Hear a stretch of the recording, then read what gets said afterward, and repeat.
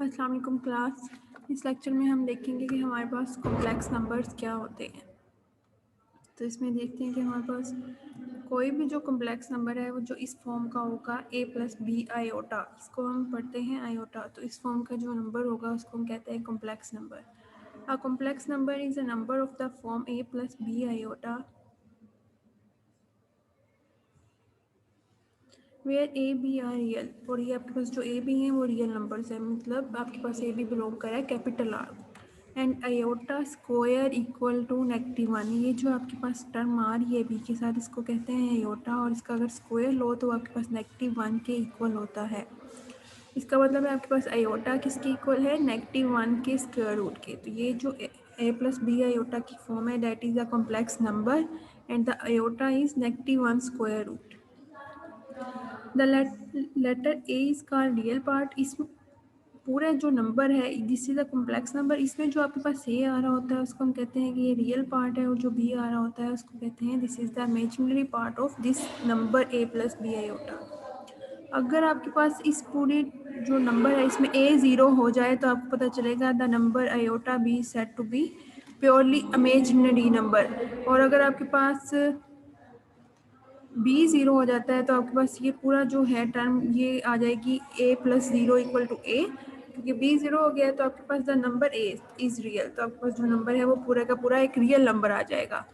Hence real numbers are pure imaginary numbers are special cases of complex numbers. इसका मतलब है अगर आप हम इसमें से एक चीज़ को ज़ीरो लेते हैं तो और दूसरी हमारे पास जो आ जाती हैं वो रियल है।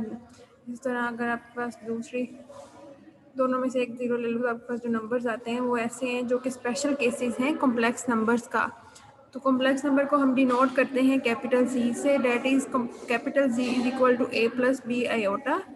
इन कोऑर्डिनेट फॉर्म अगर हम इसको कोऑर्डिनेट फॉर्म में लिखना चाहें तो ये होगा ब्रैकेट्स में first term A and the second term is B. ठीक है।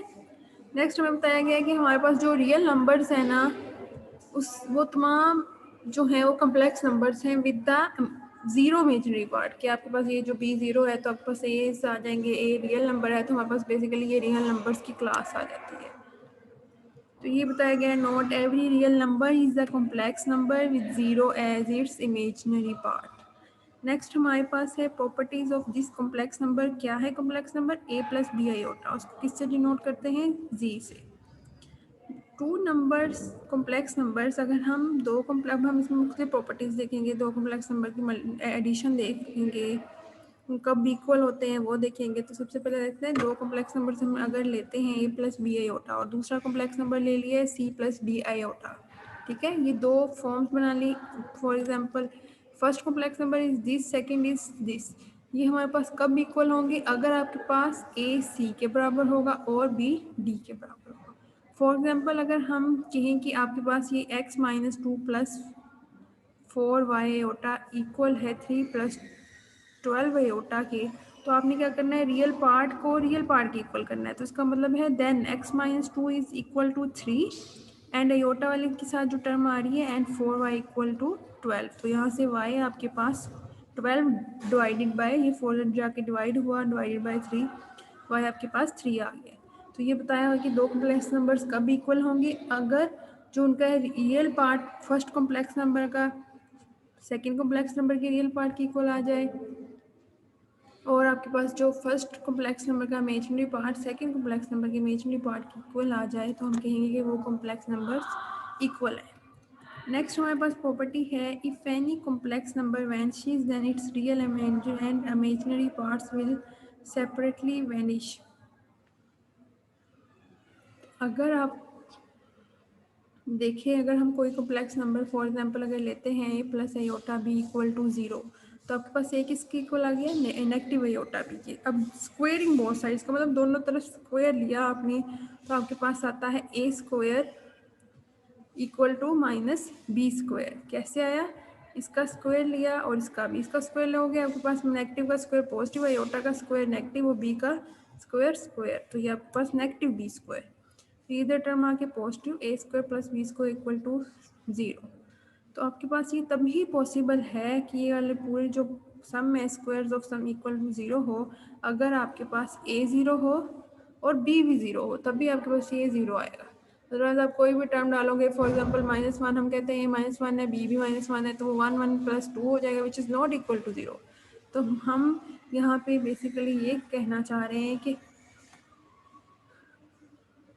अगर आपके पास ऐसा है कि कोई भी कम्प्लेक्स नंबर वैनिशेस हो जाता है, इसका मतलब अगर आप कोई किसी भी कम्प्लेक्स नंबर को इक्वल टू 0 लेते हो, जैसे यहाँ हमने लिया a + a b = 0, तो आपके पास इसके इमेजिनरी और जो रियल पार्ट्स हैं वो भी ख़त्म हो जाते हैं कि आपके पास जो a भी 0 होगा और b भी 0 होगा। जैसे इसमें हमने देखा हमारे पास रिजल्टिंग में a भी 0 आ गया, b भी, तो इसका मतलब है आपके पास रियल एंड इमेजिनरी पार्ट्स जो हैं वो ख़त्म हो गए हैं। उससे नेक्स्ट हम बेसिक अलजेब्राइक ऑपरेशंस देख लेते हैं। अब इसमें हमने वो एडिशन देख लेनी है दो कॉम्प्लेक्स नंबर्स की, तो इसके हमने सब्ट्रैक्शन देखनी है, मल्टीप्लिकेशन एंड डिवीजन देख लेनी है। तो सबसे पहले हम देखते हैं कि हमारे पास एडिशन क्या होती है। एडिशन, अगर Z1 आपके पास कॉम्प्लेक्स नंबर है विच इज़, इसको हमने डिनोट कर दिया है A1 + B1 आयोटा से, Z2 को डिनोट कर दिया है A2 + B2 आयोटा से। तो आप जब सम करते हो Z1 + Z2, तो आपके पास A1 + A2 iota, A1 + A2, ठीक है। तो सबसे पहले आप ऐसे लिख लो, Z1 की टर्म्स लिख लो A1 + B iota plus Z2 की टर्म लिख लो A2 + B आयोटा। अब आपने रियल पार्ट को रियल पार्ट के साथ सम कर लेना है, A1 + A2 plus iota into B1 + B2, और आपके पास जो इमेजिनरी पार्ट था उसको इमेजिनरी पार्ट के साथ सम कर लिया। Similarly subtraction Z1 - Z2 = A1 + B1 iota minus A2 + B2 iota. तो ये आपके पास आता है A1 - A2 plus iota into B1 - B2। Similarly आप मल्टीप्लिकेशन देखो तो दो कॉम्प्लेक्स नंबर्स को जब आपने मल्टीप्लाई किया तो Z1 Z2 A1 + B1 iota A2 + B2 iota, तो इन दोनों को जब आपने मल्टीप्लाई किया तो जैसे हम मल्टीप्लिकेशन करते हैं आपने वैसे ही करनी है। A1 को A2 से किया A1 A2 प्लस A1 को B2 आयोटा से किया तो आपके पास आता है A1 B2 आयोटा। फिर अब इस टर्म को उठाया इसके साथ किया तो आपके पास आता है B1 A2 आयोटा। फिर इस टर्म को इसके साथ किया तो आपके पास आता है B1 B2 iota square which is this. तो हमें पता है आयोटा स्क्वायर इज -1, तो ये वहाँ से आपके पास आता है A1 A2 negative B1 B2 plus iota इसमें से कॉमन लिया तो आपके पास ये आ गया। तो this is the multiplication of two complex numbers. Next हम देखेंगे कि हमारे पास जो डिवीजन है वो क्या है। तो उसमें हमने Z1 एक कॉम्प्लेक्स नंबर है divided by Z2 which is equal to A1 + B1 iota divided by A2 + B2 iota। अब हमने क्या किया, डिवीजन दो कॉम्प्लेक्स नंबर्स की देखने के लिए इसको नोमिनेटर और डिनोमिनेटर को किससे क्या करना है, ये जो डिनोमिनेटर में टर्म आ रही है इसके नेगेटिव से मल्टीप्लाई और डिवाइड कर दिया। A2 - B2 आयोटा से मल्टीप्लाई और डिवाइड किया है सिंपल आपने। तो हमने जब इसको मल्टीप्लाई किया तो A2 - B2 iota over A2 - B2 iota. अब आपने ये जो है इनका एलसीएम ले लेना है। तो आपको पता है A2 + B2 iota into A2 - B2 iota. अब आपके पास ये ना एक फॉर्मूला बन रहा है, आपने शायद देखा हो, A square negative B square equal होता है A + B into A - B, ठीक है। अब हमारे पास ये क्या बन जाएगा फिर A2 + B2 iota into A2 - B2 iota बनेगा A2 - A2 का square minus B2 into iota का स्क्वायर। तो -B2 इंटू आयोटा का स्क्वायर आपके पास -1 आ जाएगा, तो ये आ जाएगा A2 का स्क्वायर माइनस इंटू -B2 का स्क्वायर, तो A2 + A2 का स्क्वायर प्लस B2 का स्क्वायर यहाँ पे आ गया। बाकी हमने इसी तरह जैसे एलसीएम लिया A2 + B2 आयोटा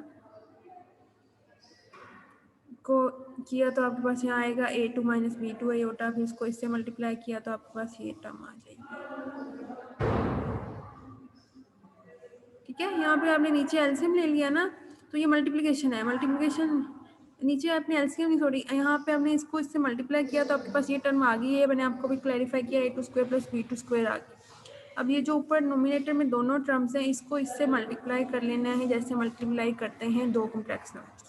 तो ये आपके पास ऊपर वाली टर्म आ जाएगी। फिर इसने ये रियल पार्ट को अलहदा कर दिया, A1 + A2 + B1 B2 over A2 square plus B2 square plus iota into this term. तो यही किया। नेक्स्ट हमारे पास जो एग्जाम्पल 1 है उसमें add and subtract the numbers this. तो उसके लिए क्या की एडिशन करनी है, दो कॉम्प्लेक्स नंबर्स दिए हैं 3 + 4 आयोटा एंड 2 - 7 आयोटा। तो एडिशन की रियल पार्ट में ऐड करेंगे 3 + 4 iota plus 2 - 7 iota is equal to 3 + 2 है प्लस इंटू आयोटा इंटू 4 -7 ये आएगा 5 - 3 iota. Similarly for subtraction 3 + 4 iota negative into 2 -7 iota. तो ये रियल में से रियल माइनस हुआ 3 - 2 प्लस इंटू 4 + 7 क्योंकि आप माइनस माइनस प्लस हो जाएगा आपके पास, तो आप 4 + 7 इंटू आयोटा 11 आयोटा। नेक्स्ट इसी तरह प्रोडक्ट है दो कॉम्प्लेक्स नंबर्स का, तो उसी प्रॉपर्टी को यूज़ करते हुए हमने इसको मल्टीप्लाई कर लेना है। आप इसको वैसे भी खोल के भी मल्टीप्लाई कर सकते हो, तो आपने इसको मल्टीप्लाई कर लेना है 3 × 2 6, ठीक है। 3 × 7 -21 iota plus 4 × 2 8 iota minus plus minus minus 28 iota square. तो ये आपके पास नेक्स्ट सिंप्लीफाई होके 6 + 28 - 13 आयोटा, तो ये आ गया 34 - 13। इससे नेक्स्ट हमारे पास एग्जांपल 3 है, तो डिवाइड दिस बाय दिस, तो आपके पास 3 + 4 आयोटा डिवाइड बाय 2 - 7 आयोटा। जब हमने इसको इससे डिवाइड किया तो सिंपल आपने इसको कॉन्जुगेट लेके मल्टीप्लाई और डिवाइड कर दिया है, तो इस तरह आपके पास ये सिंप्लीफाई हो गया। तो ये यहाँ तक अब आप लोगों ने इसको देख लेना है अच्छी से। आप लोगों को कोई भी इशू हो तो आप लोग मुझसे पूछ सकते हो। किसी भी चीज़ की समझ ना आई हो तो वो भी हम इंशाल्लाह ताला कल यूम मीटिंग में डिस्कस कर लेंगे।